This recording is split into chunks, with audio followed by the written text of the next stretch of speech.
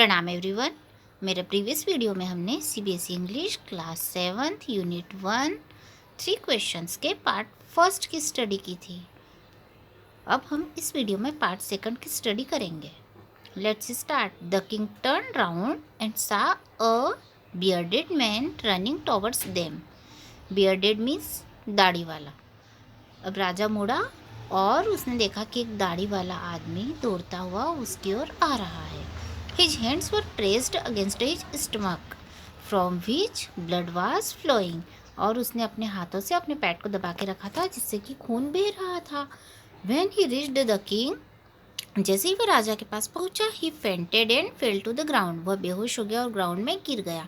देखिए word meaning दिया है। fainted means lost consciousness, means वह बेहोश हो गया। The king and the hermit removed the man's clothing and found a large wound in his stomach. राजा ने और उस सन्यासी ने मिलकर उस व्यक्ति के वस्त्र निकाले और उसके घाव उन्होंने देखा कि उसका एक बहुत बड़ा घाव उसके पेट में हो गया है। The king washed and covered it with his handkerchief, but the blood would not stop flowing. राजा ने उसके घाव को धोया और अपने रुमाल से उसे ढक दिया उस घाव को, लेकिन फिर भी खून बहना बंद नहीं हुआ। The king redressed the wound until at last the bleeding stopped.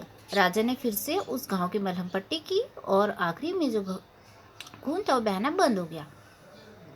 Next paragraph. The man felt better and asked for something to drink. अब उस व्यक्ति को अच्छा महसूस होने लगा और उसने पीने के लिए पानी मांगा। The king brought fresh water and gave it to him. राजा ताज़ा पानी लेकर आया और उसे दिया। By this time the sun had set and the air was cool. उस समय सूर्य अस्त हो चुका था और ठंडी हवा बह रही थी। The king with the hermit's help carried the wounded man into the hut and laid him on the bed. राजा ने उन सन्यासी की सहायता से उस घायल व्यक्ति को वो कुटिया के अंदर ले गया, उस झोपड़ी के अंदर ले गया और उसे बेड पर पलंग पर सुला दिया। The man closed his eyes and ले क्वाइट.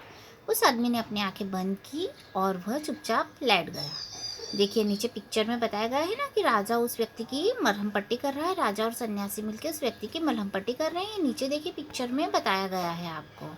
उसके बाद में उसे ये झोपड़ी के अंदर ले गए। The king tired by his walk and the work he had done, lay down on the floor and slept through the night.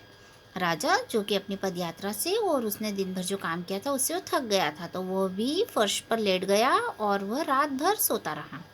When he awoke, जब वह जागा, it was several minutes before he could remember where he was or who the strange bearded man laying on the bed was. तो वैसे ही राजा को कुछ ही मिनटों में याद आ गया कि वह कहाँ है और यह अजनबी दाढ़ी वाला आदमी जो इस बेड पे सो रहा है कौन है। Forgive me, said the bearded man in a weak voice. एक कमजोर आवाज में उस दाढ़ी वाले व्यक्ति ने कहा, मुझे माफ कर दीजिए। When he saw that the king was awake, जैसे ही उसने देखा कि राजा जाग चुका है। I do not know you and have nothing to forgive you for, said the king. राजा ने कहा कि मैं तो आपको जानता भी नहीं हूँ, मैं आपको क्षमा किस लिए करूं। You do not know me but I know you. Means आप मुझे नहीं जानते हो लेकिन मैं आपको जानता हूँ। I am that enemy of yours who swore revenge on you because you put my brother to death and seized my property.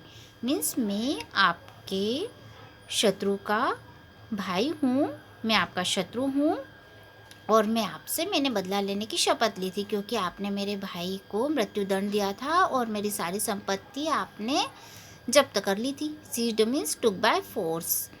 I knew you had gone alone to see that hermit. मैं जानता था कि आप इन सन्यासी के पास अकेले ही जा रहे हैं। And I made up my mind to kill you on your way home. इसीलिए मैंने एक योजना बनाई थी कि जब आप वापस अपने घर आएंगे तो मैं आपको मार दूंगा। But the day passed and you did not return. लेकिन दिन बीत गया और आप वापस नहीं आए। So I left my hiding place and I came upon your bodyguard who recognised me and wounded me. इसलिए मैंने मेरी छुपने की जगह छोड़ दी और मैं आपको देखता हुआ यहाँ तक आ गया और आपके बॉडीगार्ड ने मुझे पहचान लिया और मुझे घायल कर दिया। आई escaped from him but I should have died if you had not dressed my wounds. मैं उससे तो बच गया, लेकिन मैं मर चुका होता यदि आपने मेरे घाव पे मलहम पट्टी नहीं की होती। I wished to kill you and you have saved my life. मैंने तो आपको मारना चाहता, लेकिन आपने मेरे जीवन को बचाया। Now if I live I will serve you as your most faithful servant and will order my sons to do the same. Forgive me. अब मैं जब तक जीवित रहूँगा मैं आपका सबसे ज़्यादा वफादार सेवक बनकर रहूँगा और मेरे बेटों को भी ऐसा ही करने के लिए आज्ञा दूंगा। आप मुझे माफ़ कर दीजिए। The king was very happy to have made peace with his enemy so easily. अब राजा की अपने शत्रु के साथ इतनी आसानी से संधि हो गई, मीन्स इतने अच्छे से वो फ्रेंड बन गया। ये देख के राजा को बहुत खुशी हुई। And to have won him over as a friend, और अब राजा उसे एक मित्र के समान जीत चुका था। He not only forgave him but said he would send his servants and his own doctor to look after him, and he promised to give back the man his property. और उसने राजा ने उस व्यक्ति को माफ़ कर दिया और कहा कि मैं मेरे और अपने कुछ सर्वेंट्स को और उनके खुद के डॉक्टर को वो उस घायल व्यक्ति की देखभाल के लिए भेज देंगे, और राजा ने यह वादा किया कि वह उस व्यक्ति की सारी संपत्ति भी लौटा देगा।